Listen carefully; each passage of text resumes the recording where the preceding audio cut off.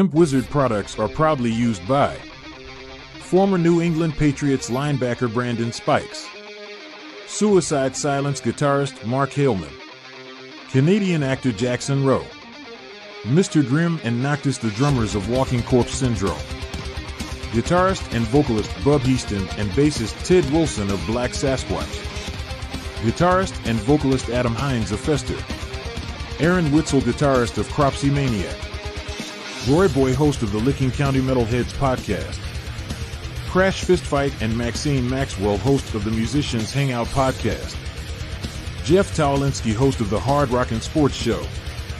You too can give your beard the magic touch and treat your skin to the finest. Visit Hemp Wizard.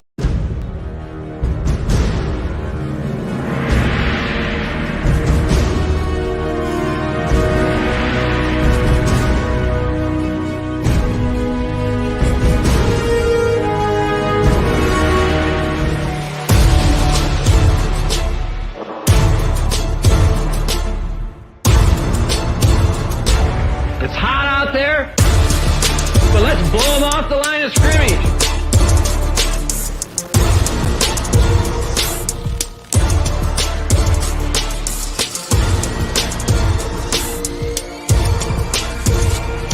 Thine is the kingdom, and the power, and the glory. That's right. Good morning and welcome to the Sunday Audible. Back again, folks, for a limited run, but back nonetheless. And it's Saturday morning, January the 27th, in the year of our good Lord, 2024. And I want to take a quick minute to say happy birthday to a dear brother of Jeff and mine, Mr. Frank Jeffrey, the architect of the South Beach Panthers, and the guy I will always credit as teaching me the game of football. Frankie, 40 years ago, tracked me down in Rosebank somehow and brought me into the South Beach Panther fold that he was creating. And I got to tell you, guy, in an era where there was no cell phones, no social media, Frankie rounded up 20-something players over the next 2 years and put together a tremendous little team of Sandlot football players.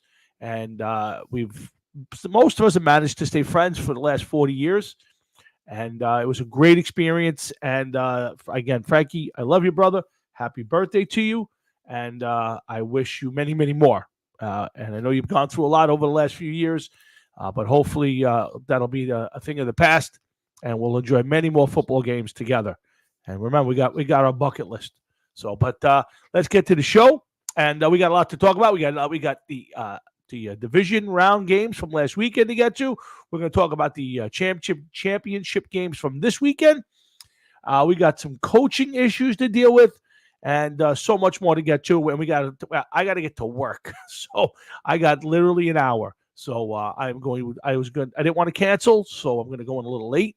But let's get to the show right away. But remember, the show is always brought to you by our dear friends at Hemp Wizard Beard Care Company and their signature line of beard care and skin care products, including our very own Sunday Audible scent, which you can get by going to hempwizard.net and buying all their stuff. And they are sponsored and promoted by my co-host, one of my co-hosts, and my dear brother, another man I've known for better than 40 years, and a guy that is not a friend, he's my brother, and that is the sexiest man on his side of the screen, Mr. Jeff, get me a new bass, Towlinski. So what's up, Jeff? Good morning, brother. How are you? Doing well, Jeff, doing well. How's things over there? Good. Did you, I know this is off the subject. For one, happy birthday, Frank, if you see this. You know, like you said, we've known Frank a long, long time, and he's a good guy, always been a good guy. Two, have you been reading the papers at all about Vince McMahon?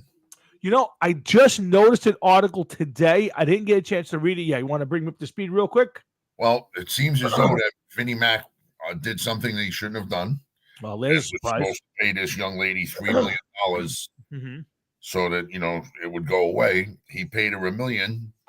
And then, according to the articles, and has not come across with the other $2 million as of yet. Wow! So she went public with the stories, and some of the snippets of the stories are, like you sit there and be like, "Wow, You'd think that this guy would be a little bit smarter than what he did. And one of the original articles said how he shit on her head. So keep that in mind next time when we were talking about the 40th anniversary of WrestleMania and Hulkamania and everything else. And then there's, Pua Mania with Vince McMahon loading on some chick's head. So, well, we'll save this for Thursday night. I'm sure this will be a topic for Thursday night. I don't know if that's one we want to touch. I got a lot to think about on this one, and I will definitely catch up on the reading. But we need to get to the show, Jeff. There's a lot to talk about. I want to get right into coaching, but we're going to bring on my buddy, our buddy, and the host over at Talking the Fast Lane, the big shot over at RFL Records, and the most well-dressed man in this group. Can I guess what he's wearing today? Please, yes. What would you guys? 14's left. I'm going to go with, I think he's got Lions gear on today. Oh, Jeff, you were spot on. He is got the wardrobe that would only be jealous by Liberace. He is, of course, Mr. John Maestro. Liberace. Well, man, I'll tell you what. Maybe the NFL Liberace, that's all. Welcome aboard, Johnny boy. What's Morning, the guys. number there you got, John? What number 20? What was that? I don't have Billy Sims. Nice. He went to Billy Sims route, old school. Yeah, You this know, is I'll be old school, right back. guys. Yeah. Give me a minute. I'll be right back. All right. So, hey, Johnny boy, let's get right into it. Like I said, I got to run to work as soon as the show is over. So I want to jump right in. We don't have a lot of games to talk about, but there's a lot of news, John. And the biggest one for me is Bill Belichick. And is it official that Bill Belichick is done in the NFL? Could a 71-year-old guy not have a job in the NFL this year and come back next year and coach? Yeah, it's a crazy one, Tommy. I mean, we thought Atlanta, right out of the gate. Well, look Jeff's at Jeff got his here. Lions on. We're ready to go. Jeff's rocking his Ndamukong Suh jersey. Yeah, I had to put it on because everybody's wearing blue today. Well, I officially have my Tommy Cutlets jersey shirt on. So I told you you're Tommy Cutlets. Love it. I don't fucking believe me. I went Cutlets today. I got this John, too, guys. what do you got, John? Calvin Johnson. Oh, nice. You got to have the whites. You got to have the whites, the home. We're ready to go. John, so we were just talking about Bill Belichick, and Jeff, the question I asked John, and I'm going to go to John first, but you're going to fire away on this. If Bill Belichick at 71 does not have a job in the NFL this year as a head coach, maybe goes as a consultant, maybe takes the year off, maybe goes to TV. John, can Bill Belichick come back at 72 years old and coach next year? I think he can, Tommy. I'm really surprised he's not been, offered anything as of yet. I think the thing is when you look at Bill Belichick, the guy with his past history, he wants more control than a lot of these teams want to give up. You're looking at a guy that's 72, obviously, so they're definitely looking at his age and how long is he going to stick around. But, I know if I was looking for a guy that obviously knows it all, knows all the ins and outs, how to put all this stuff together. If you're looking at age, that's the wrong way to go. I mean, if you could get a guy like Belichick in there and you can make the terms work and, for what he's looking to do, I say, I would do it. I would do it. I mean, even if you get him for 3 or 4 years to put that, that solid foundation together and bring the young guys up around him, that's the guy you want to build a team around. Jeff, Tiki Barber, I was listening to his show yesterday on the way home from work, and Tiki made an interesting point. And a lot of these guys are tuned into the league based on, the show he's done. The guy's a 10-year NFLer. And he said that there's a lot of people around the league, not surprisingly, who do not like Bill Belichick and didn't want him part of the organization. And I say, Jeff, if you're the Atlanta Falcons and you have the choice between Bill Belichick, 71 years old, or Raheem Morris, who with 3 seasons with the Buccaneers was 17-31, and his 1 year as the interim Falcons head coach was 4-7. If you're the Falcons, Jeff, doesn't seem like a smart hire to me. Listen, we all have our opinions on Bill Belichick, and here's the thing: Bill Belichick without Tom Brady has not been very successful. He's proved that. Okay. Second, he's 71 years old. You're not getting 5 seasons out of Bill Belichick. Why would you want him on the sidelines at that age anyway? God forbid somebody comes in hard from the, he ain't gonna be able to get out of the way. He's a liability that way. So he could get hurt and not be able to coach a team. I know that's a long shot, but it's just one of the things to consider. And also, why would he want to get involved in a rebuild at this point in time in his life? He could have stayed in New England. If you're going to do a rebuild that's going to take 2 or 3 years, that's going to take him to 73, 74 years old. Is he going to want to stand on the sideline in December? And especially, listen, if he went to a place that had its stone stadium, that's one thing. But, if he happened to go someplace that was somewhat a cold weather city like he was in, is this guy at 71, 72 years old going to want to be out there in a rainstorm in December? I know I wouldn't. Just thinking about it, I get cold. I wouldn't want to do it. But first off, I think the Falcons are really close to being a good team. I think they need a good coach. I think you bring in a guy like Belichick, and it gives you instant credibility, whether you like the guy or not.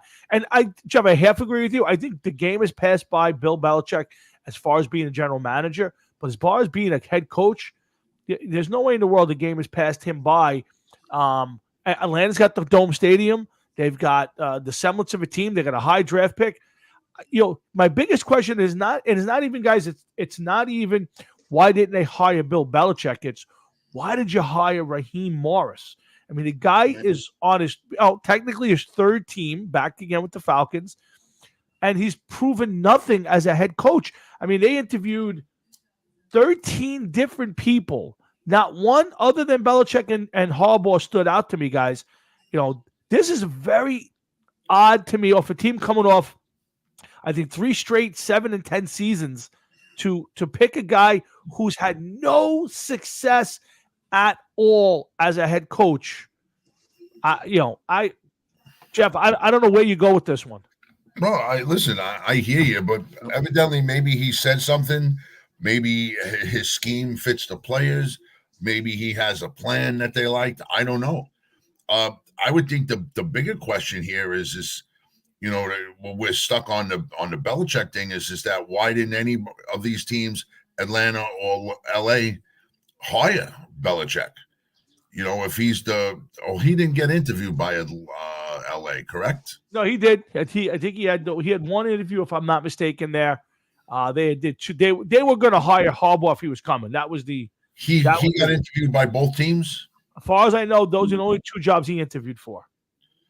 Yeah, it's got to be something. He's got to be rubbing people the wrong way. He's got to be saying the wrong thing. Maybe he wants too much money. He wants too much control.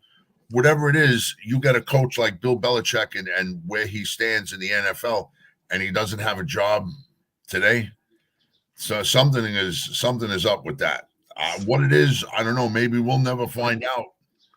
But something is up. John, could you see him taking a job now? I think if he's going to take a job outside of the NFL or not outside the NFL, outside of coaching, and I can't see him going back to be a defensive coordinator. I've heard people talk about that. That's not going to happen. He could take a front office position someplace. Although I don't know why you would, based on how he coached. John, can you see Bill Belichick yucking it up on the NFL pregame shows? I could, Tommy. I mean, I think that the pregame shows would be, climbing over themselves to get to this guy, sure. Just because of his knowledge and his ability. And you guys brought up something good just a minute ago. And it's the fact that hire of Raheem Morris, if you look in, I get into some of the NFL, pages, on the social media outlets. And, a lot of the Atlanta fans are just scratching their heads, because you got a team, that can't get over the hump. There's a lot of good young players there. And you bring in a guy like Raheem Mostert, Raheem Morris. I just don't understand. I just don't understand what the fan base is looking at now. Because if you bring in a Belichick, what that brings to the morale of that entire organization, and these young guys, learning from a guy like that.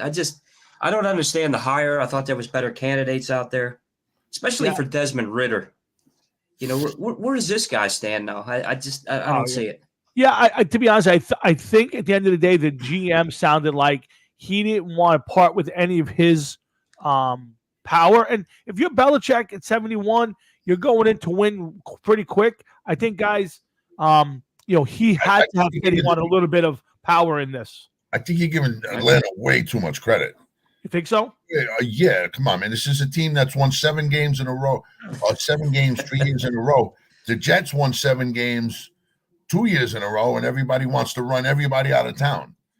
And nobody's saying that they're on the verge, well, except for the fucking retard media over here, saying that they're on the verge of the Super Bowl. So, and how about the enemy factor? You're talking about a coach that beat them in the Super Bowl. Yep.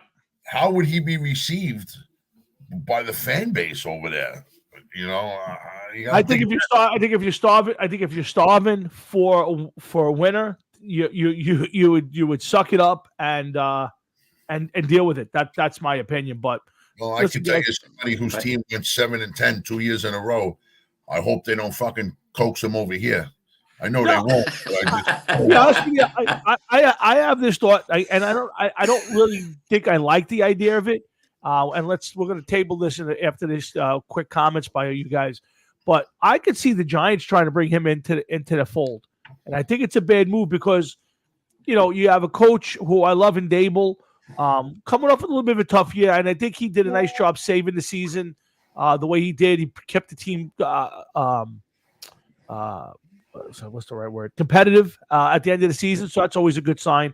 But if they have a tough year or tough start to the year, and Belichick's looming, you're gonna have the media just feeding frenzy, trying to stir it up, and guys, I think that would be a mistake. So I don't know what Belichick does, guys. Real quick, John, your prediction: what does Bill Belichick do? Is he taking a year off? Is he in TV?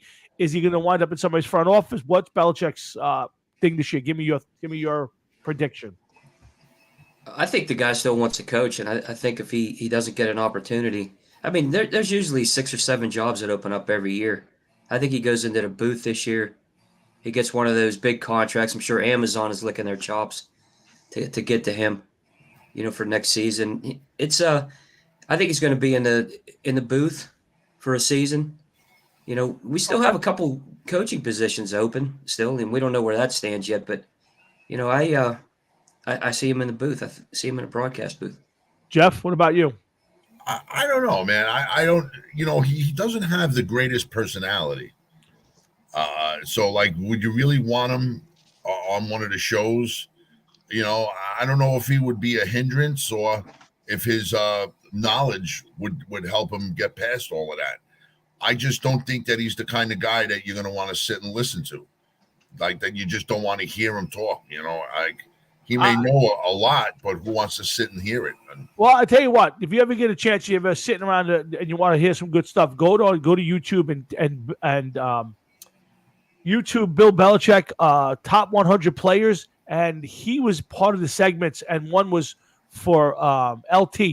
They were having LT as the I don't know if he wound up in top 2, 3, and he was one of the guys who was talking about it, telling LT stories. And I have to tell you, Jeff, he was extremely engaging. He was funny.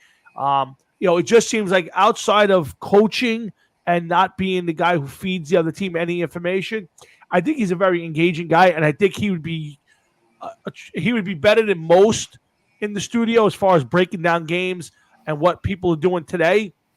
And I think his guy's been around since the 70s. I mean, he's gone through, more coaches, more players, great ones. And, just to have that guy in the studio, I think would be better than a lot of them that are out there. So, but we'll see.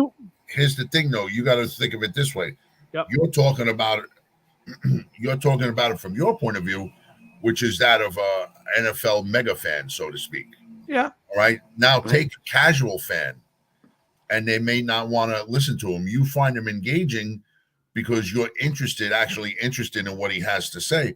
If you get a regular fan that maybe whose team got pummeled by him for fucking 20 years, he's probably not going to put much in what he has to say. I mean, I'm a Jet fan, but I could listen to what he has to say.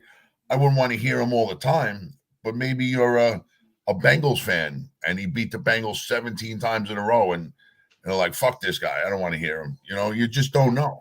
No, I got it. Right. I don't think the casual fans watching at the NFL today or the NFL on CBS anyway. So, but let's see. Well, listen, it's going to be an interesting couple of months to see where he winds up. If he winds up any place, it'd be interesting to see if the greatest coach of this generation is basically shut out of the NFL at 71 years old. We're going to find out very soon. But guys, again, we're back to Sunday Audible. John Mahefka, Jeff Tomlinski, and myself.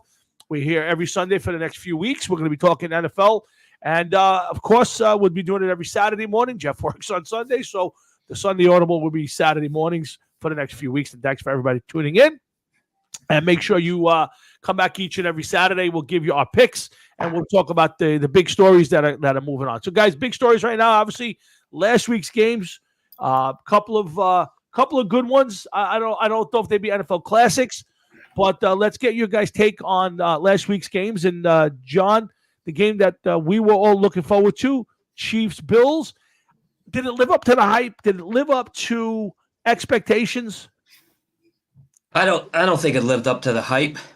But I think the one thing, that I know everybody saw, and I know you guys saw, is the fact that Buffalo could not step up when they needed to. And there's areas that I point at that really stood out. I mean, Josh Allen, obviously, this guy's a megastar. He did everything that he could. I didn't see any, crazy turnovers and throwing into coverage and not making, just trying to make too much happen. What I saw was other guys not making plays. And I have to point out Stephon Diggs, with multiple drops in that game. I mean, this guy hasn't been a factor for this team in 8 weeks, I think.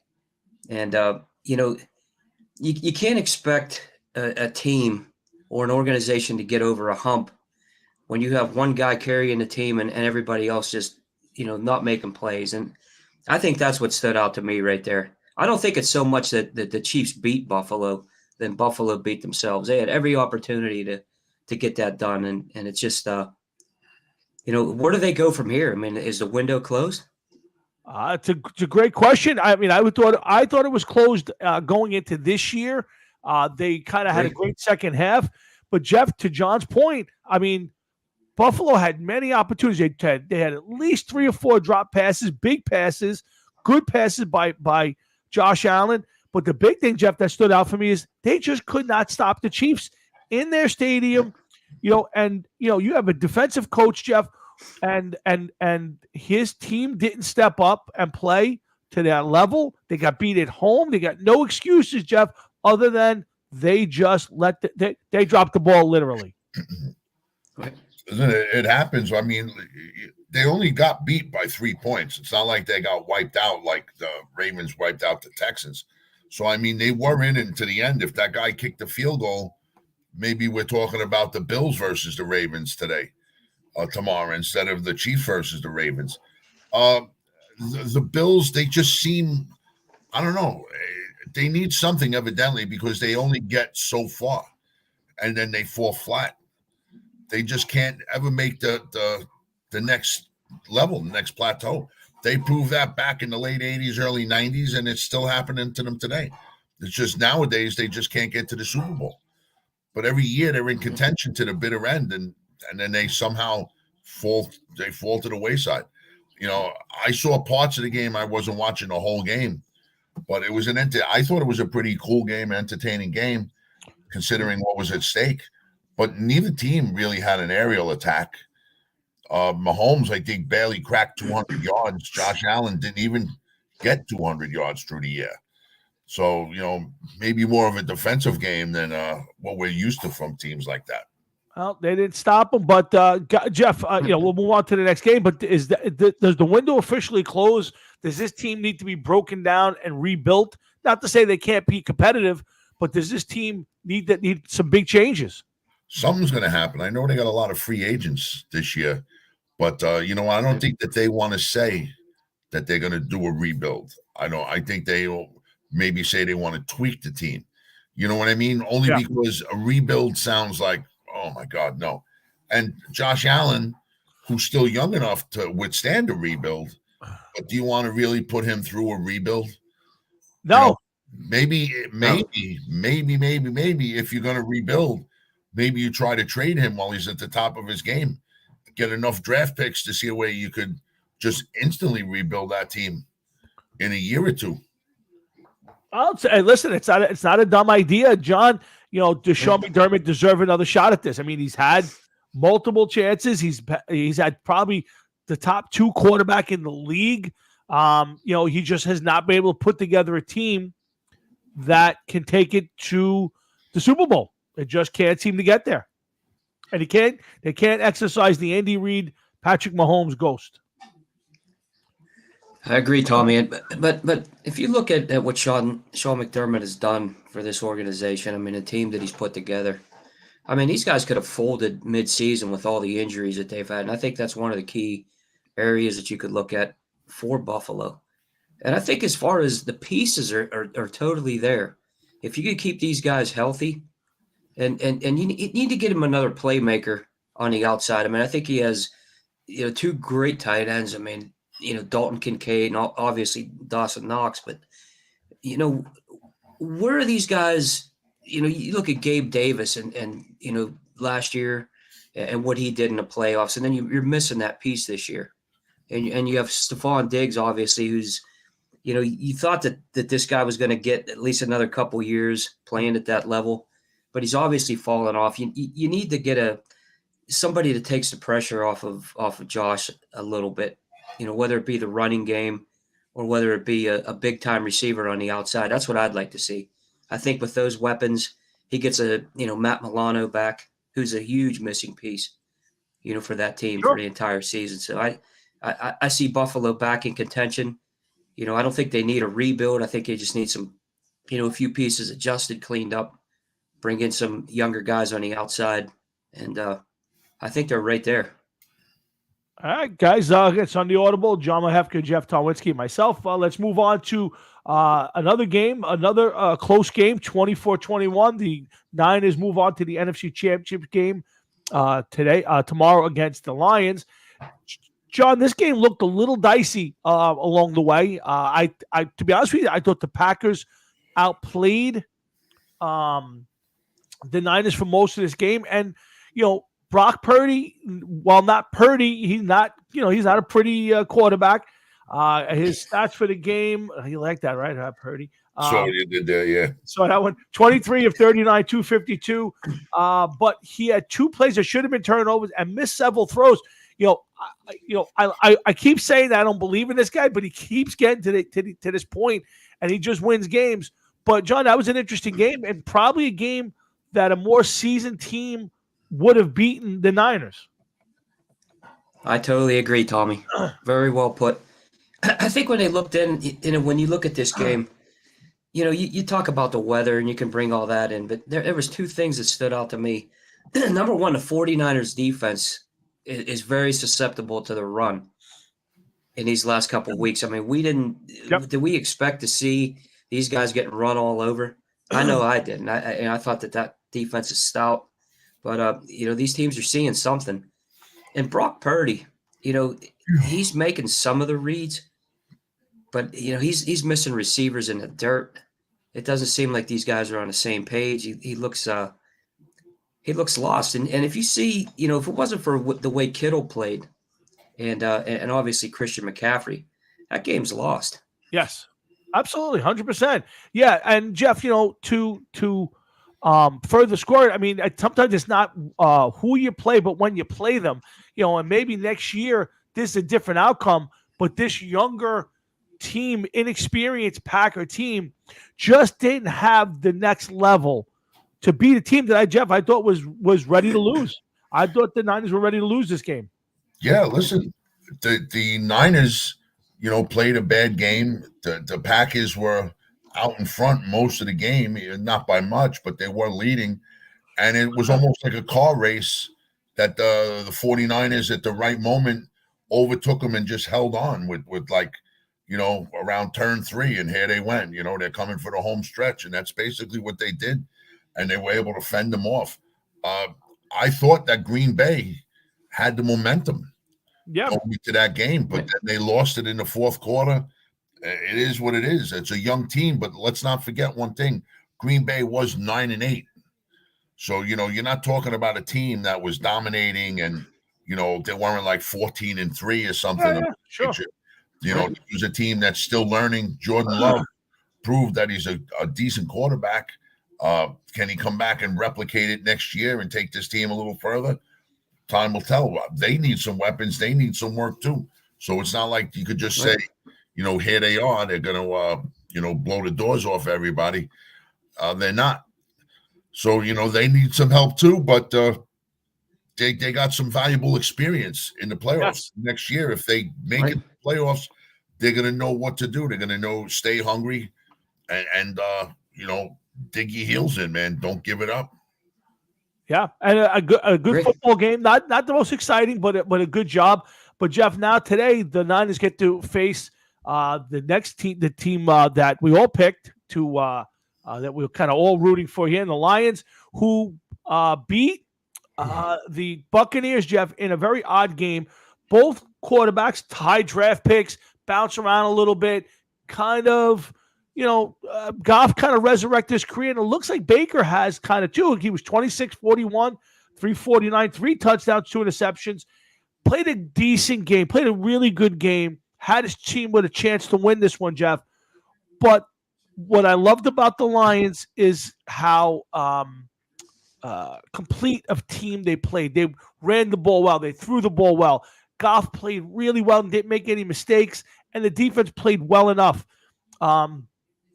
Jeff, were you surprised by the outcome or the style of the game? No, not really, because I feel as though that Tampa Bay, they kind of snuck in because somebody had to win that division.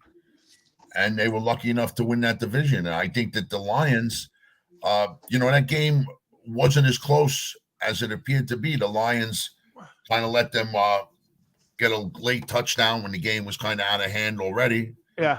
And then there was the what was going on with they said that Todd Bowles had the one timeout left that he didn't call. Well, it's the end of the game, and what happened was but it wasn't going to make a difference anyway. No. Well, again, if you really dig into it, and it takes a little while to explain it, but the bottom line is he should have only had 6 seconds left when they got the ball back. But Dan Campbell screwed up the clock because they instead of taking the clock down to the 40 seconds and snapping the ball with 1 second, they actually snapped the ball with like 29 or 30 seconds. And then they wound up throwing the ball. So instead of having 6 seconds, and Todd Bowles basically said the game was over. Like he basically stopped coaching and then realized at the end that he had 2 timeouts and he had more time, and they both mismanaged the clock. And Todd Bowles never readjusted. Once the Lions made their mistake, Bowles did not adjust his coaching. He basically said game's over and stopped coaching. So both guys screwed it up. Now they would have had 30 seconds left with at least 1 timeout and a chance to at least put themselves in position, and they did not take advantage of that. So that's where the screw up was. If you ever get a chance to go onto YouTube, you can kind of get the last 2 minutes and see how it plays out. And realistically, both guys should be taken to the woodshed and need to hire somebody to handle their, and again, I blame Dan Campbell. Could have been Jared Goff just snapping the ball. So I can't say who did it, but that's bad. That's bad coaching. John, I didn't know because when I saw the story about it in the paper, I didn't get the gist of it the way they were explaining it. I'm like, I don't understand what the problem was. The guy was down by like 12 points. That means he would have had a score with using minimal time on the clock, getting an onside kick, and then scoring again. I mean, it could happen, but the chances are. Well, there's 2 things he did. One, so now they lose by 8 points, right? So it's 31-23. So you're within 8 points. So a touchdown and a touchdown and 2-pointer, you're tied the game. So you give yourself a chance for at least a Hail Mary. Here's the other problem that I have with that is they're down by 2 touchdowns, guys, and they score to bring it within 8, and instead of kicking the field goal, he goes for 2. It didn't make any sense to me. It didn't make, even if you get it and you're down by 6, you're basically going for the win. At that point, you're down 2 touchdowns, John. You got to play for the tie. it's not like you're Right. mathematically, eliminated or there was a lot of time left and you had the opportunity to score 2 touchdowns and kick 2 extra points in this league. You do it. Yeah, I don't agree with I that. agree. Yeah, Go it's for the short points. 100%. And John, the other part of that game that was which I was surprised, but was that I never seen so many defensive players from the Lions chase the quarterback completely untouched.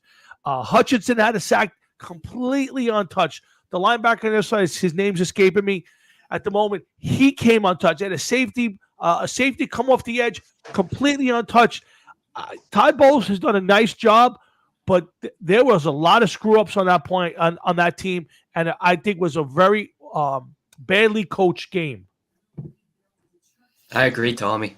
You can't let. I mean, obviously, Aiden Hutchinson is a monster. Sure. I mean, and you're letting that guy run free on your quarterback. No wonder he's not making plays. And you're looking at the weather.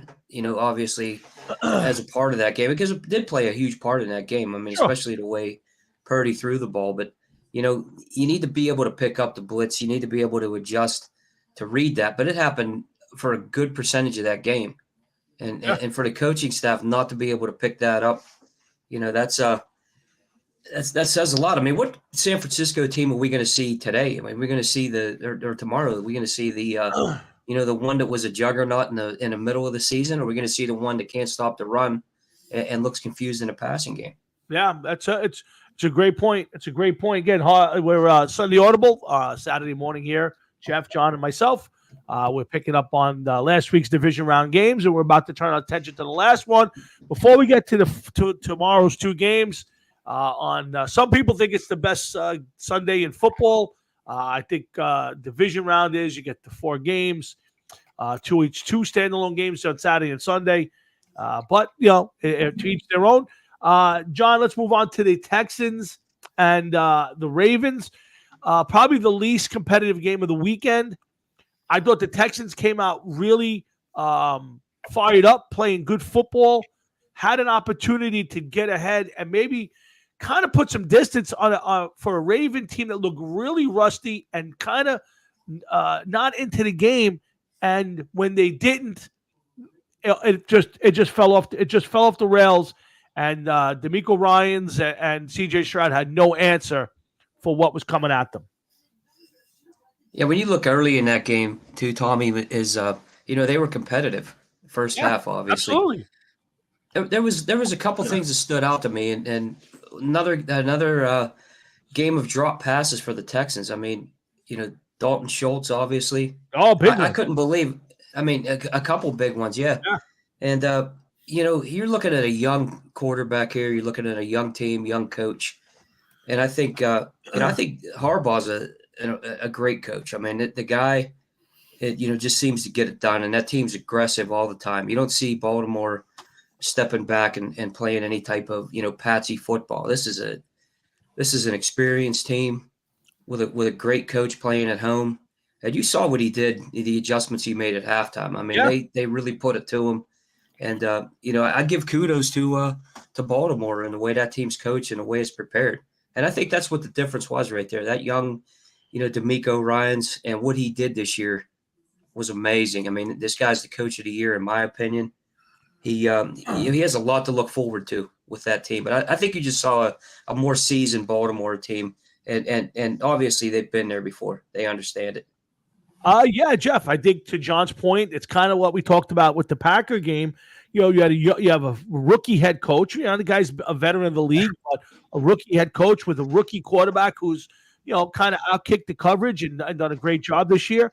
And, you can't really blame them. And it's a great opportunity for them to kind of get some experience for the future. But it's still disappointing when you have an opportunity like that to not take advantage of it.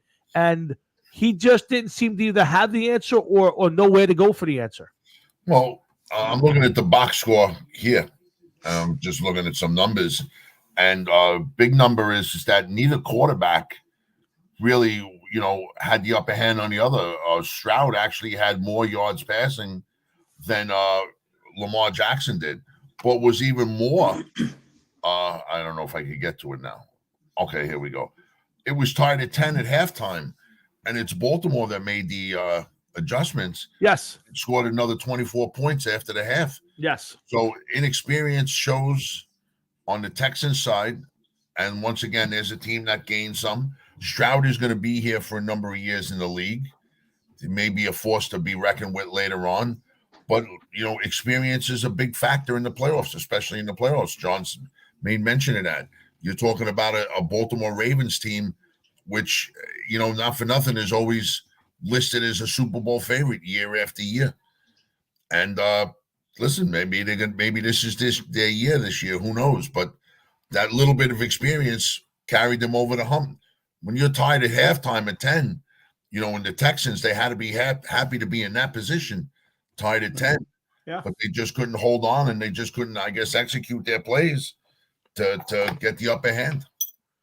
Yeah, Jeff, you're right. I mean, I'm looking at Lamar's game line. I mean, not terrible, John. 16 to 22, 152, pair of touchdowns, and he rushed for 100 yards. I mean, that's his game.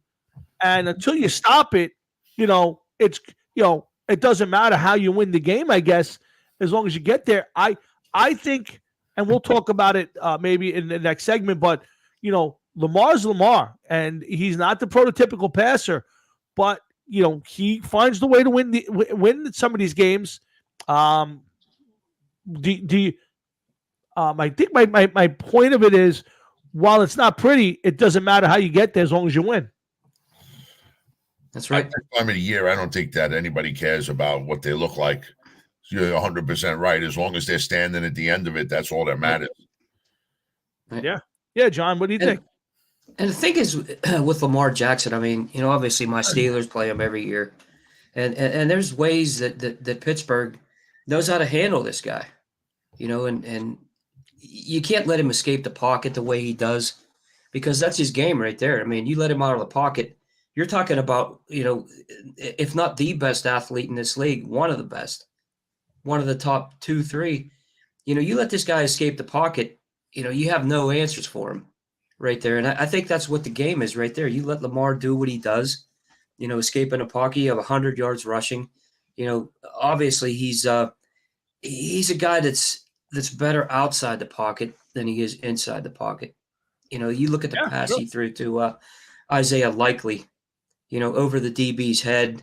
It wasn't, the most accurate of passes, but he let his guy make a play. He put the ball where his guy could get it.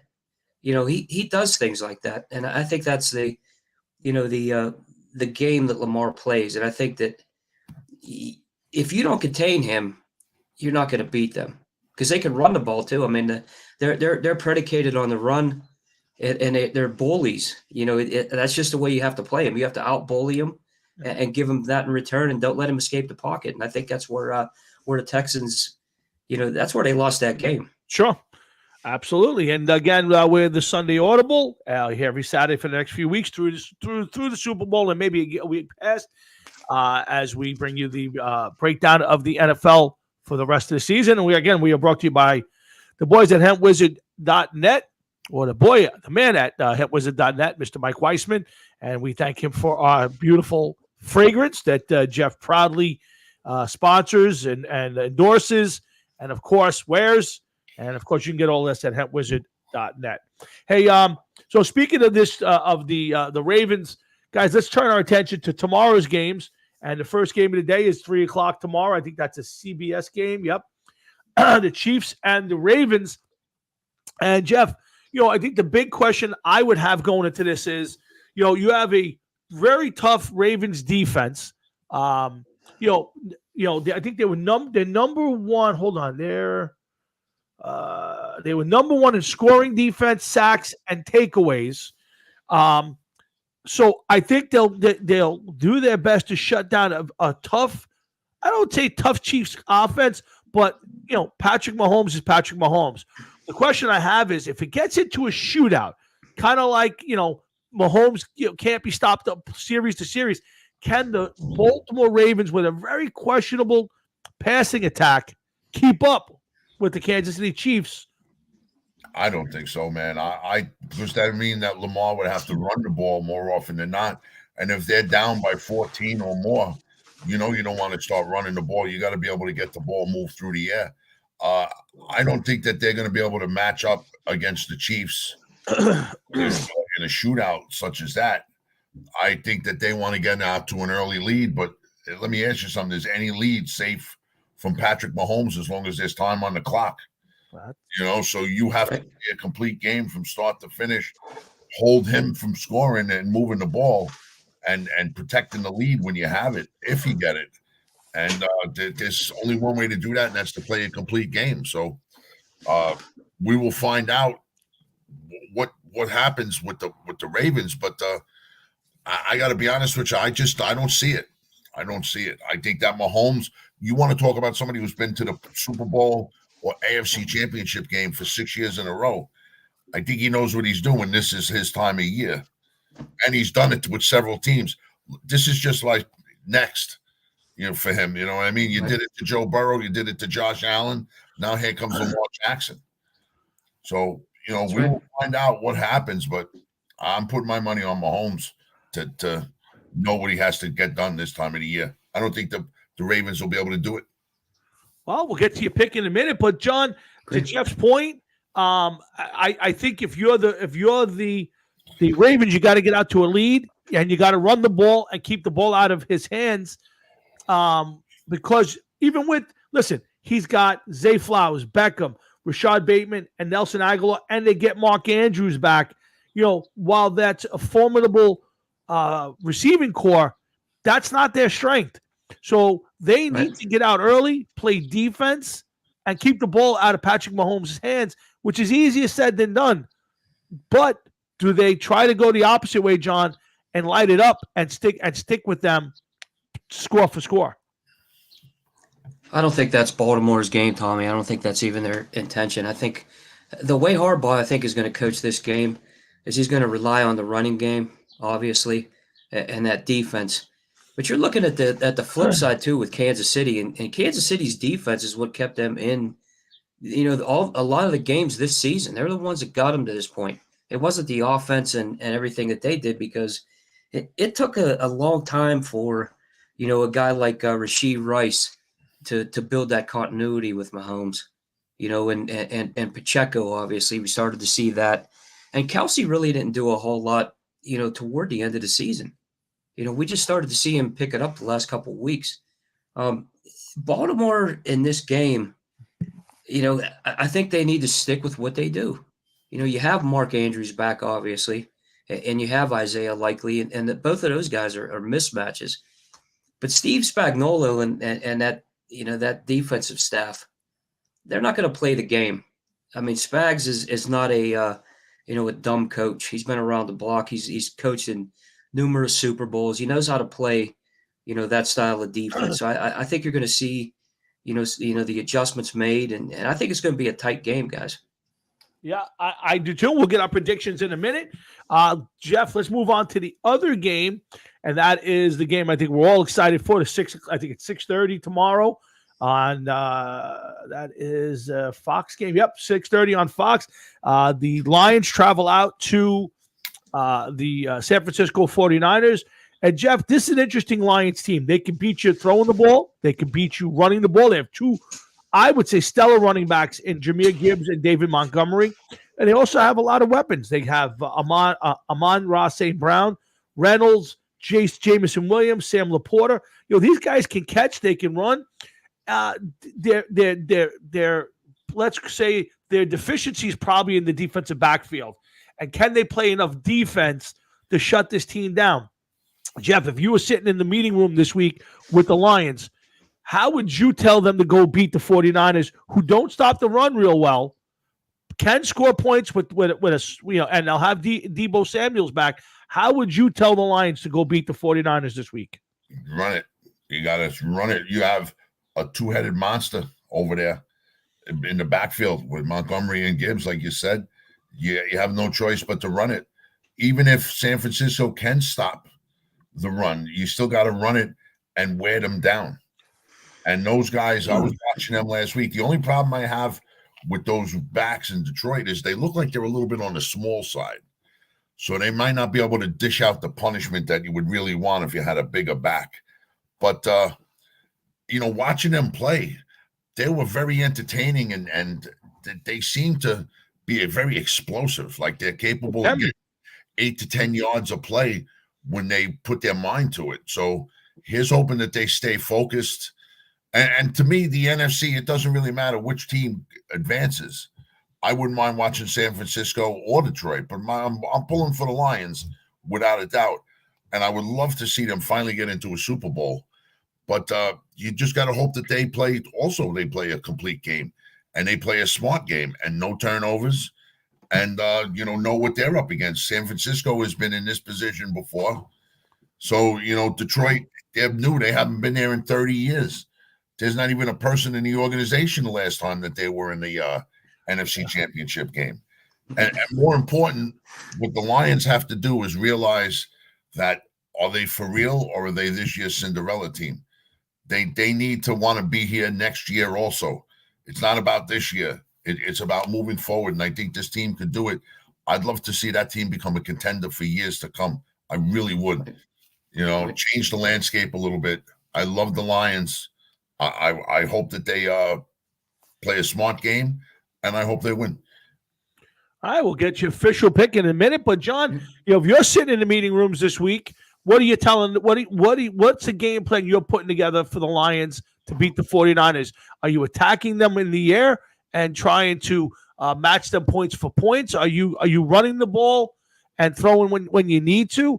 And how are you stopping that vaunted offense over in San Francisco? Well, I'll start offensively, Tommy, and I go with Jeff too. I mean, you got a two-headed monster there with Montgomery and Gibbs. And until San Francisco can prove that they can stop the run, I'm ramming it down their throat as much as I can, with the run, and that opens up the passing game. I mean, you got a guy like Sam Laporta, and the way he plays, it's a huge mismatch. So that's a guy I'm looking for. But if San Francisco stops the run, and they play aggressive there, Detroit has all the weapons to attack, and Dan Campbell loves to play an attack style of football. He keeps the foot on the gas. He's not going to sit there, and I think even if they're running a football, he's still going to be throwing, when he needs to and when the opportunities arise.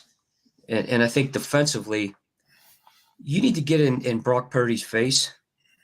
You need to play press coverage. I think you need to stop Christian McCaffrey. Obviously, that's the key. If you get McCaffrey going, and that team, they're predicated off of what that guy does. I mean, he's a monster in a passing game, a running game. So that's what I do. I think you have to rattle Brock Purdy. You have to stop the run, and you can't let Frisco get the big plays. The big plays are what kills them. I mean, you got Debo back, obviously. Brandon Ayuk, I think, is one of those guys that doesn't get enough credit. I think that guy's a great receiver, and he's open an awful lot if you watch their games. And, it's going to be tough for Detroit to totally stop these guys. No, and I think this game's going to be a shootout eventually. I think it might start out, kind of balanced, but I think you're going to start seeing them, attacking each other and going up and down the field. That's the way I see this.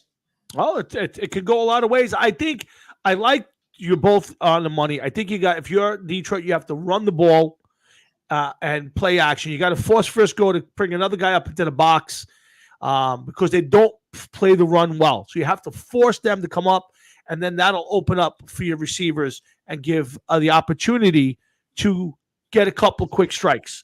I don't know if Frisco, if Detroit is good enough to stop the 49ers. I think what you have to hope for is that Purdy is not on his game, and I think that there's a good chance he won't be. He has not looked great. He wins. I'm not going to knock it, but he's surrounded by a ton of talent. So if you're Detroit, you got to hopefully capitalize. What's the team? Packers did not capitalize on two of his throws that should have been picks. Could have changed the game. You got to capitalize on those. You got to run the football and then use the play action to open it up and try to get yourself a lead, and then just stick to the running game. We're going to get our picks for this game before we wind this down. And again, remember, we are the Sunday Audible back here next Saturday morning at 9 a.m. We'll break down these two games, and we'll look ahead to the Super Bowl. And then, of course, we'll be back here Super Bowl weekend for our big Super Bowl show, which I think maybe we'll try to get a panel of people on. We'll try to break the game down, and we'll have some fun. So we'll talk about that one off the air. But guys, time to get your picks in here. And I'm pretty sure I know which way you guys are going with these games, but let's hear it out loud. Jeff, you got two games tomorrow. First off, if you're only going to watch one, I'm assuming it's the second game. Yes, but I'll be home in time to watch the first one. All right, so you're watching both games tomorrow. Jeff, give me your picks for both games, and give me an idea of the score. I think that the Chiefs-Ravens game is going to be a little bit more high scoring than we think, but I think that the Chiefs will pull it out. I'm going to say 35-24 Chiefs. Wow. Okay. I also, as far as the Lions-49ers game go, I'm hoping for the Lions, of course. I would love to see them win. Oh, look, here comes the wife. She didn't take a shower yet. Look at her. There she goes. Head. Anyway, I would love to see the Lions play big and come in. I think the one factor that nobody mentioned, and I held on to it when I originally talked, I wanted Dan Campbell. The Dan Campbell factor, man. I think that he's going to pump this team up. I think that the players should believe in the team as much as he does. And that team could make some noise. If they get to the Super Bowl, I think that they would be capable of winning it. And, well, my pick is the Lions. I don't know what the score is going to be, but I ain't even going to take a guess on that one. But if I had to guess, 24-17. But I think the Lions are going to be able to do it. They need to play a complete game and play a smart game, and they'll be able to beat the Niners. All right, good picks, John. Give me your analysis and your picks for these games tomorrow. I'm going to go with the first game, guys, Chiefs and Ravens. And, if you look at the balance of these teams, I mean, what are the factors? You have two great quarterbacks that do a lot of the same things. Obviously Mahomes is a lot more experienced in the playoffs. I think you got two excellent defenses. I think you have two excellent kickers, and that's one thing that always comes down to, who's the better kicker? I mean, these two guys are the two standouts in the league, especially bad weather, cold weather. They do it all. I think these teams are so evenly matched. But I think that it's so close, and I think of what you look at are one of the main things is who has the most experience. I think in this game, and I think obviously that's Kansas City. I think these guys are back to where they need to be. I think they're starting to hit on all cylinders. You got a good running game now. You got an excellent defense, and you have the guy that's gotten it done. He's proven to get it done, and that's Pat Mahomes. And Andy Reid. What can you say about this guy that hasn't been said? The team's always prepared. He's never out of games. I think that in this battle, I'm going to take Kansas City, but I'm going to say it's going to be close. I'm going to go 27-24 KC. I need to see Lamar Jackson get it done in a game like this. I want to see Lamar Jackson have to throw out of the pocket and get it done. And until he proves that, I'm going to stick with KC. But I think it's going to be a close game. This is a tough pick for me, guys. In the second game, I'm with Jeff on this too. I think Detroit and what Campbell has done with this team, these guys are all in, for what he's selling. Jared Goff has the experience. What I saw from Frisco last week is a game that they definitely should have lost. There was a lot of opportunities for Green Bay to put that game away. They ran all over them. They controlled the clock.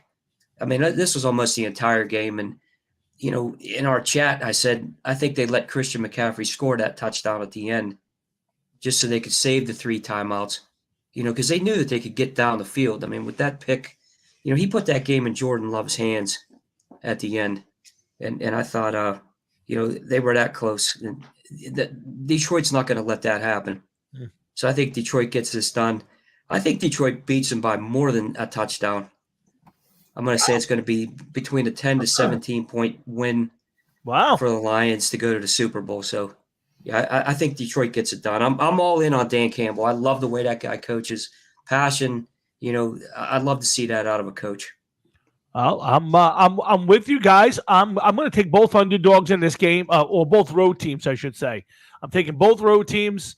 I like the Lions because I think, for Jeff's point, they are a bit of the Cinderella team, but I also think they got some momentum, and I think they're a better team than people give them credit for. The one question I have in that game is coaching. I think if it comes down to coaching and making adjustments and 2 minutes, offense, defense, I'm a little concerned about Dan Campbell. He might be a little bit over his head. Might be. But I love the way I love everything else about the guy. I'm not sure about his X's and O's yet, so I'm a little concerned, but I agree with you guys. I think they win by 10 or better. I don't think the 49ers are as good as people think. I don't think they stop the run, and I think the Lions are going to give them a healthy dose of two really good backs.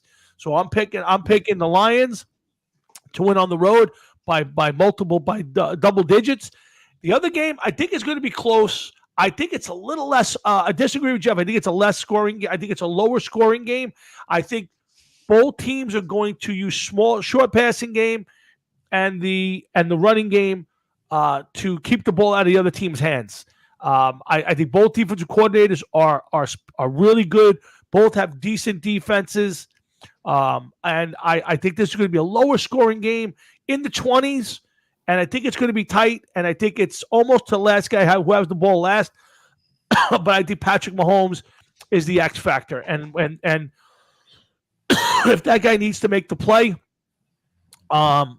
he's going to make the play. And I don't have the confidence that Lamar Jackson, in a big spot where he can't run the ball, where he needs to throw the ball to move the ball quickly down the field, I don't think he'll have the ability. So I'm taking the Chiefs in a low-scoring 27-21, 27-24 game, and I'm taking the Lions in double digits by 10. And I think that game will be high-scoring. I think that will get into the 30s, 31-21, 35-24, in that range. So, again, guys, we got some good picks. We've touched on the Belichick thing, and we've had some fun on Sunday. And unfortunately, I got to get my car and drive to Manhattan.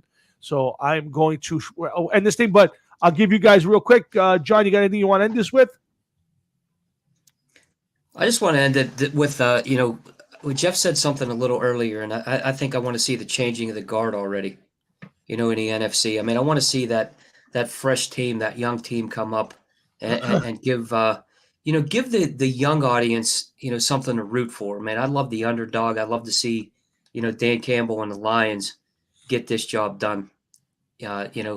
I think this organization, it does so much for the NFL to see this and for that city and for this organization. It's been down for so long. I mean, get over the hump, Dan, get these guys rolling and let's see Detroit in the Super Bowl. That's what I'm looking forward to.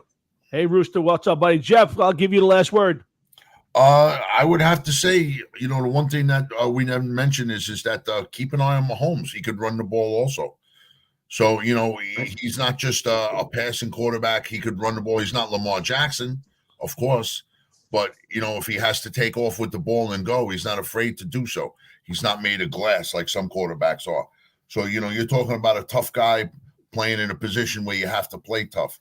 I understand what you say, Tom, about Dan Campbell and the X's and O's, but I think that he's one of those guys that believes in his team so much that, he just hypes the guys up and brings them to the next level. It's like taking a schoolyard fight and you tell the little kid, you can do this, man. You can do this. Just look for the opening. And that's what he tells his team. And I think that they're going to believe. Look where they are now. Here they are in the NFC Championship game. Just a few years ago, this was a team that couldn't win a game. And now they're 1 game away from the Super Bowl. I would love to see it. Lions versus the Chiefs.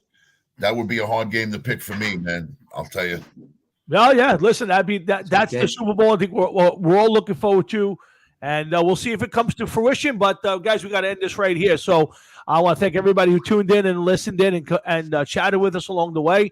Again, I want to wish our good buddy Frank Jeffrey a happy birthday, and Frankie many, many more. And I want to say thank you to both my brothers for giving up an hour on Saturday morning to do this with me, because I love doing the shows and getting our picks out there and getting our thoughts out there. And thanks, Rooster, for checking in.